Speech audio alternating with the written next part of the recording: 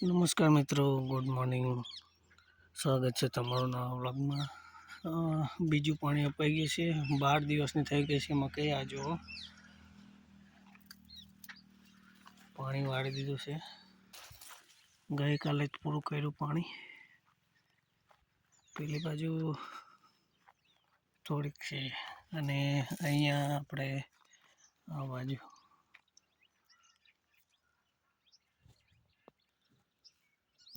ઓળે પડી ગઈ છે.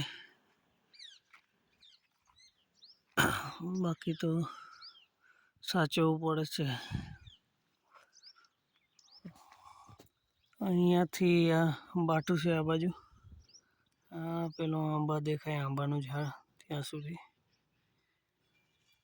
ને અહીંથી આ બાજુ પેલો આ શાકનું ઝાડ દેખાય ત્યાં સુધી મકાઈ છે.